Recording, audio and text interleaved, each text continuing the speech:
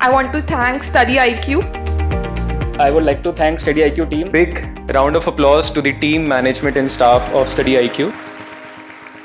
Hello and welcome everyone. स्वागत है आप सभी का आपके पसंदीदा प्लेटफॉर्म स्टडी IQ IAS में, और आपका सबसे पसंदीदा टॉपिक भी कि भाई अब 6 महीने रह गए, अब कैसे तैयारी करें। 7 महीने रह गए थे तो कैसे तैयारी करें, 8 महीने रह गए थे तो कैसे तैयारी करें, और आपका बस चले तो प्रीलिम्स इस बार कब है, मई 26 2024 में। तो आप बोलें कि 1 महीना रह गया सर, अब तैयारी कैसे करें।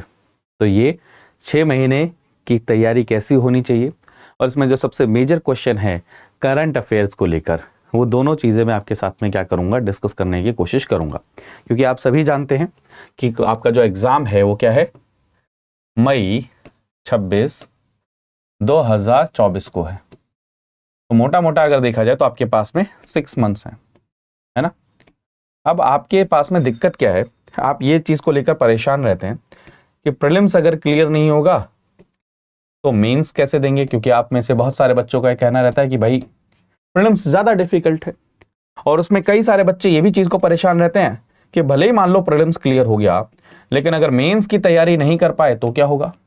तो ये दोनों आपके कंसर्न बिल्कुल सही हैं, तो आपको दोनों के ऊपर में ध्यान देना है।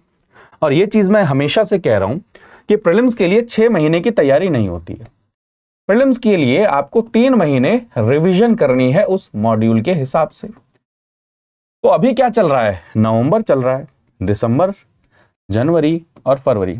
अगर आप सिर्फ और सिर्फ प्रीलिम्स ही क्लियर करना चाहते हैं तो आज से आप सिर्फ प्रीलिम्स की तैयारी करिए, ऑप्शनल भूल जाइए, एथिक्स भूल जाइए, एसए भूल जाइए। लेकिन अगर आप ये चाहते हैं कि यूपीएससी का 2024 का पूरा पेपर आपका क्लियर हो, आपका पीडीएफ में नाम आने के चांसेस हों, तो आपको क्या करना पड़ेगा, ये अगले 4 महीने prelims as well as mains दोनों के ऊपर में क्या करना पड़ेगा, फोकस करना पड़ेगा। अब जब मैं ये कहता हूं, देखिए अगर आप अपने सिलेक्शन के फुल प्रूफ चांसेस चाहते हैं तो ऐसा तो कुछ भी नहीं है। लेकिन अगर आप अपने सिलेक्शन के जो परसेंटेज है उसको इंक्रीज करना चाहते हैं तो उसमें बेस्ट ऑप्शन क्या है कि मेंस की तैयारी आप फरवरी तक जरूर एक्सटेंड करें। और मेंस की तैयारी में सबसे ज्यादा फोकस आपका क्या होना चाहिए, 3 चीजों पे। एक, डेली एक क्वेश्चन का आंसर लिखिए, एक क्वेश्चन डेली, बस अगले 4 महीने आप डेली अपने ऑप्शनल को टाइम दीजिए, कोशिश करिए। आपका अभी भी देखिए, अगर नवंबर से शुरू किया जाए फरवरी तक आपके पास 4 महीने हैं, और 4 महीने मोर देन सफिशिएंट है अपने ऑप्शनल को कंप्लीट करने के लिए, ठीक है। और तीसरी चीज यहां पर क्या है, सबसे इंपॉर्टेंट चीज क्या, एथिक्स। प्लीज इसको मिस करके मत जाइएगा, एथिक्स भी कंप्लीट करिएगा, तभी जाकर आपका क्या है, चाहे आप प्रीलिम्स क्लियर करें चाहे ना करें। आप सभी जानते हैं कि प्रीलिम्स में चाहे जितने अच्छे नंबर आ जाए, मेन जो मार्क्स जुड़ते हैं किसके जुड़ते हैं, मेंस के जुड़ते हैं। मेरिट मेंस से बनती है, तो मेंस में अच्छा परफॉर्म करना ही करना है। तो जैसा मैंने आपको बताया, अगले 4 महीने आप ये पढ़ें, लेकिन आप प्रायोरिटी कौन से सब्जेक्ट्स को दें, सबसे पहले पॉलिटी को दें, फिर उसके बाद में आप इकोनॉमी को दें, फिर उसके बाद में आप दें अपने एनवायरनमेंट को दें। अब कई सारे लोग बच्चे बोलते हैं कि जियोग्राफी पहले, तो लीजिए जियोग्राफी को आप दीजिए, सिर्फ एनसीईआरटी करिए, मोर देन सफिशिएंट है ये, सिर्फ एनसीईआरटी, ठीक है, मोर देन सफिशिएंट यहाँ से। फिर उसके बाद में प्लीज मिस नहीं करना है आपको आर्ट एंड कल्चर को। बहुत सारे बच्चे इसको छोड़कर जाते हैं, अगर ये छोड़कर गए तो आपका प्रीलिम्स में सिलेक्शन के चांसेस बहुत कम रहेंगे। उसके बाद में आपको क्या करना है, अपने एंशिएंट एंड मेडिवल को, इसको भी कंप्लीट करिए। एंशिएंट से हर साल 3 से 4 क्वेश्चन, मेडिवल से 2 क्वेश्चन आ ही जाते हैं। वो समय अलग था कि जब प्रीलिम्स में कहा जाता था मेडिवल करके मत जाओ तो भी चल जाएगा, लेकिन करना है। फिर उसके बाद आता है साइंस एंड टेक, जो कि आपका करंट अफेयर से आ जाएगा। अब मेन क्वेश्चन आता है करंट अफेयर कैसे किया जाए। तो अगले 6 महीने के लिए करंट अफेयर्स को करने की एक स्ट्रेटेजी मैं आपके साथ डिस्कस करता हूं। देखिए मान लीजिए आप क्या करना चाहते हो, जून 2023 से आपको करंट अफेयर करने हैं, कब तक के, अप्रैल मान लीजिए 2024 तक के। और अभी आप हैं कहां पर, नवंबर 2023 में, है ना। तो एक काम करिए, आगे के करंट अफेयर तो साथ के साथ करते रहिए। साथ के साथ करते रहिए का मतलब क्या, जैसे नवंबर में डेली प्लीज नहीं मिस करिए, कोई बेनिफिट नहीं है। आप अगर आधा घंटा अपना बचा रहे हो तो उससे कोई फायदा नहीं है, बल्कि वो आगे जाके आपको और ज्यादा नुकसान करेगा। डेली न्यूज़पेपर का एनालिसिस देखिए, वीडियो देखिए, भले ही आप क्या नाम है PDF न्यूज़पेपर मत पढ़िए, लेकिन वो करिए। और साथ में ही मैगजीन कोई फॉलो कर लीजिए मंथली। ये फ्यूचर के लिए, मतलब आने वाले 6 महीने के लिए ये करंट अफेयर की अप्रोच रहनी चाहिए। और जो पीछे के महीने रह गए हैं उनमें क्या करिए, किसी भी इंस्टीट्यूट की, चाहे स्टडी IQ IAS की मैगजीन ले लीजिए मंथली, जो करंट अफेयर की आती है। किसी भी इंस्टीट्यूट की, प्लीज ये क्वेश्चन मत पूछना कौन से इंस्टीट्यूट की, किसी भी इंस्टीट्यूट की ले लीजिए और पीछे जाते रहिए। जैसे अभी नवंबर चल रहा है, अक्टूबर की पढ़िए, फिर सितंबर की पढ़िए, फिर उसके बाद में अगस्त की पढ़िए, ऐसे चलते रहिए और जून तक पढ़िए। ऐसा से क्या होगा कि आप जब प्रीलिम्स के पास पहुंचेंगे तो आपके पिछले 12 महीने के करंट अफेयर कंप्लीट हो चुके होंगे और साथ में आप उनको रिवाइज भी कर चुके होंगे। तो करंट अफेयर की ये जो टेंशन है आपकी, ये आपकी कंप्लीट हो जाएगी। एक और चीज बता दूं, करंट अफेयर अपने आप में क्या है, एक सागर है भाई। करंट अफेयर के अंदर में कभी भी आप गारंटी नहीं ले सकते कि करंट अफेयर में पढ़ के गया हूं या गई हूं तो एग्जाम में क्लियर कर ही दूंगा, क्वेश्चन लगा ही दूंगा। बहुत बड़े चांसेस है कि जो पढ़ के जाओ वहां से ना आए, तो उनके ऊपर में ज्यादा फोकस करो जहां से सबसे ज्यादा चांसेस हैं सर्टेनिटी के साथ में कि हाँ यहां से क्वेश्चन आ ही जाएगा। और वो कहां से, स्टैटिक से आएगा। पॉलिटी को एक बार पढ़ लिया, 2 बार पढ़ो, 3 बार पढ़ो, 4 बार पढ़ो, 5 बार पढ़ो, लेकिन इतनी बार पढ़ो कि अगर उसमें 8 क्वेश्चन उसके आएंगे तो उसमें से 7 क्वेश्चन सही होंगे। एक तो चलो मैंने आपका ह्यूमन एरर को दे दिया, आता आपको 8 के 8 क्वेश्चन होंगे। एक मैंने ह्यूमन एरर दे दिया कि गलती से कहीं से वो गलत हो गया, लेकिन 7 क्वेश्चन आपके क्या होने चाहिए, सही होने चाहिए। तभी आप अपने सिलेक्शन की जो परसेंटेज है उसको इंक्रीज कर पाएंगे। देखिए प्रीलिम्स के अंदर में रेंज का बहुत इंपॉर्टेंट रोल है।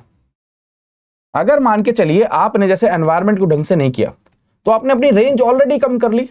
अब जब आपने रेंज ही कम कर ली तो कट ऑफ क्लियर करने के चांसेस वहीं से ही क्या होने लग जाते हैं, कम होने लग जाते हैं। अब जैसे पॉलिटी एक सब्जेक्ट है, पॉलिटी दोस्तों अपने आप में ऐसा सब्जेक्ट कि जो भी सीरियस एस्पिरेंट होगा उसके 100% या 99% क्वेश्चंस इसके सही होंगे। लेकिन अगर मान के चलिए आपने पॉलिटी को अच्छे से नहीं किया और आपके क्वेश्चन उसी में से गलत होने लग गए तो आप ऑलरेडी रेस से क्या होने लग जाएंगे, बाहर होने लग जाएंगे। तो जो मैंने आपको प्रायोरिटी लिस्ट बनाई है प्लीज उसको उसी तरीके से फॉलो करिए, करंट अफेयर्स को इसी तरीके से फॉलो करिए, यही करना है। उसके बाद में जैसे मार्च आ गया और अप्रैल आ गया तो इसमें आपको क्या करना है, आपको टेस्ट लगाने हैं। अब एक चीज और जो बात रह गई, ये जो 4 महीने हैं इनमें कोशिश करिए जो सब्जेक्ट पढ़ रहे हो, जो टॉपिक पढ़ रहे हो उसका प्रीवियस ईयर क्वेश्चन लगा लो। प्रीवियस ईयर क्वेश्चन, जैसे पॉलिटी पढ़ा तो पॉलिटी के प्रीवियस ईयर क्वेश्चन देख लो। और साथ में ही सेक्शनल टेस्ट। सेक्शनल टेस्ट क्या होते हैं, जो सब्जेक्ट वाइज होते हैं, जो क्या होते हैं आपके, मान के चलिए पॉलिटी के 4 चैप्टर, फिर 4 चैप्टर, फिर ऐसे कर करके सेक्शनल टेस्ट लगा लीजिए। ये 4 महीने यानी कि फरवरी तक। अब जब ये आपका मार्च और अप्रैल आएगा और मई में तो रिवीजन है, ये क्या है, पूरा टाइम क्या रहना चाहिए, सिर्फ और सिर्फ रिवीजन करना है, कुछ भी नया नहीं पढ़ना है। यानी कि जो भी नया पढ़ना है इसी 4 महीने कंप्लीट कर लेना है। इसमें सिर्फ और सिर्फ आपको क्या करना है, रिवीजन करना है, फुल लेंथ टेस्ट लगाने हैं, उसको बेटर तरीके से एनालाइज करिए, नंबर्स पे मत जाइए, सिर्फ एनालाइज करिए और अपने करंट अफेयर को क्या करिए, रिवाइज करिए। ये अप्रोच होनी चाहिए आपकी अगले 3 महीने की, दैट्स इट।